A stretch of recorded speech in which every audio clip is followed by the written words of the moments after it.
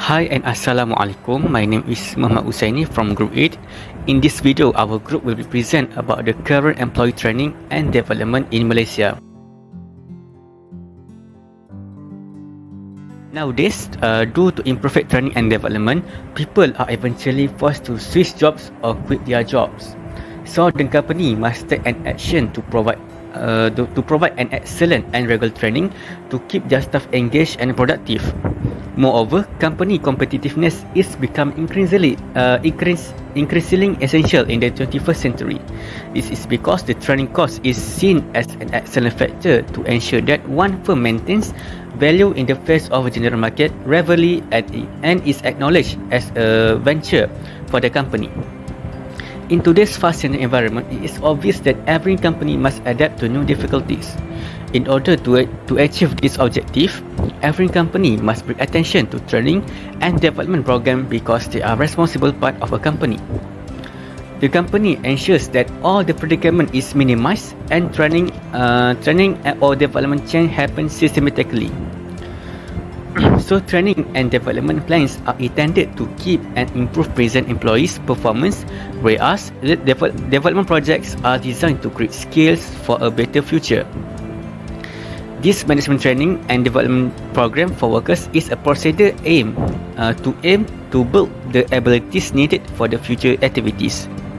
Training and development are a job dealing with company activity aimed at improving the work performance of people and groups in the management context. For this part, there is a issue and problem about this topic. Firstly, workplace environment.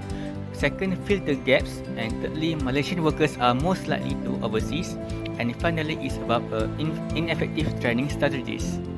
Training and development provide a host of effects towards employment, which have positive and negative effects. For positive effect, training and development can enhance employee performance and motivation.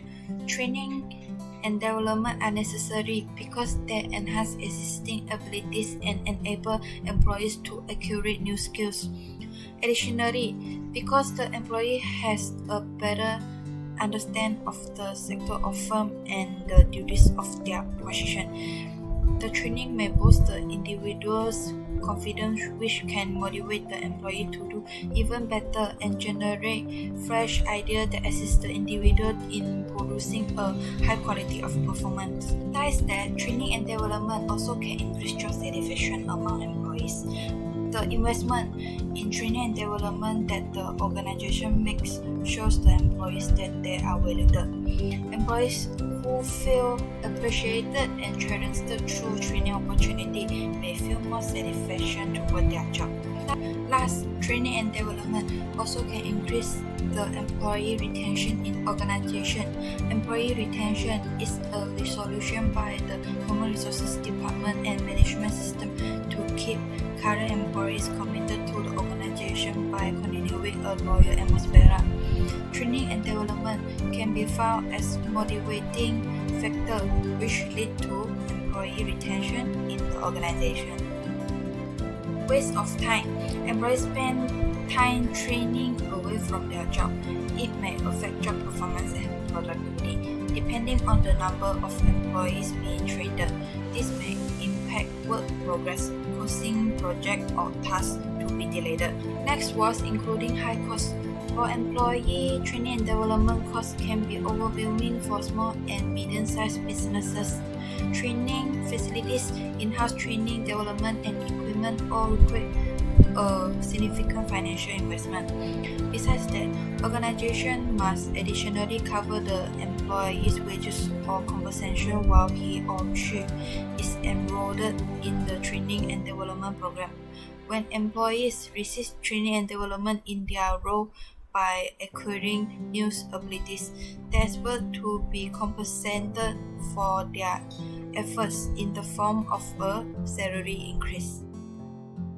And the first thing I would like to touch about the microlearning, where the microlearning is about the employee that will learn the small unit or little unit of tasks in the short time, but not all of employee will have the capacity to memorize things in the short time. The next is about the personalized learning, where the employee will learn about the environment, and also there will be the modification of education that will match to the requirement of individual. The next is about the driving diversity inclusion, where the organization will support the employee to succeed in the organization, but there is criticized about this training or learning where it is consumed to short time, and then also is to focus to the compliance. It's about the change management where there will be the modification of mode for the operation. So this change management could not be done on all through the online. It will be have to be live, so the employee could adapt to the change management. Next is about the upskilling and reskilling, where the employee will reskill the skill, either the old skill, existing skill, or the new skill, and this is for the filling the gap. So for the old employee that already have the skill, then they reskill themselves again, so they will try to expand the talent or the skill to the overseas to get a higher income. Next is about the experiential learning, where the employee will learn from their own reflection while working and learn it from the experience while training. And that's all from me. Thank you.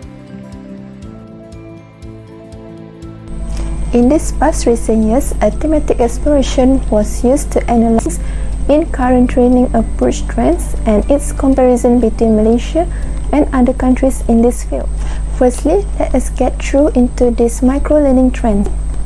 For example, Nation Insurance Institute has introduced microlearning modules to promote a comprehensive learning culture in a blister work environment. With shorter learning period, learners are able to learn at their flexibility and there is no time limit to complete the modules. Compared with Malaysian styles of microlearning, the North American region is one step ahead since there is a presence of technological advancements which is resulted to have a significant market growth. Next, the trend of upskilling and reskilling revolutions also widely used by T&D fields. A statistical report by the World Economic Forum estimates that the 4.0 industrial revolution would require more than 1 billion employees to reskill by 2030. Upskill Malaysia, for instance, is a digital portal that will serve as one-stop center for complete information on all trainings and skills development programs given by Malaysian government through its ministries and agencies. However, in Spain, an open training course on government platform has been available, such as National Institute of Educational Technologies and Teacher Training INTEF. The program led by INTEF are addressed to strengthen the skills of teachers, create a cultural diversity awareness, and also develop a sustainable economic growth despite of the region. Not only that, driving the diversity and inclusion disclosures also become a trend as the concept of diversity itself has become one of the driving force to strengthen the organization positions in the marketplace. Maybank, for example, practice diversity in their organization as they are striving to provide a work-life balance to improve productivity and staff retention. Various programs are introduced to promote equality, diversity, and inclusion in the organization. Whereas Intel, that is listed in the US, also provides equal employment opportunities for all the new applicants and employees regardless of race, religions, and etc. Their main goal is to be a leader in diversity action plans in recruitment and employee development. Hello everyone, I'm Tan Zhi Jie. Today I'm going to present identify reasons why these issues and problems can happen and affect to current employee training and development in Malaysia. The number one is workplace environment. Due to the COVID-19 pandemic, the company management in most of this economic industry in Malaysia are using e-learning method. For example, webinars and virtual meet to hold a training program with the employee. Next, a new norms adaptation. For example, work from home and technical problems such as the slow internet connection can become a stumbling block for the employees in the training process. The number 2 is fill the gaps. As Malaysia's economic growth is expected to be on the right track in the range of 3% to 4% in year 2021, all employees will need thorough training to fill in the gaps to enhance their performance in works. In addition, the program of new employees and training also may become slower. Thus, this will cause current employee training development in Malaysia become slowly. Third, ineffective training methods and strategies. Lack of engagement with the learners will lead them to feel incompetent and can even lead the employee leaving the job. For instance, current issue COVID-19 pandemic. Most of the workers are work from home. When they work from home, they don't have any support. They don't have any face-to-face interaction from each other. Right. As a result, the employee negative reflection after transactions will also influence the overall company growth, as that will even perform worse than before.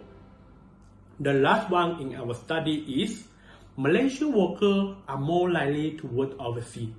Are you agree? Yes. This group of people tend to look for the job in a country with a higher money currency.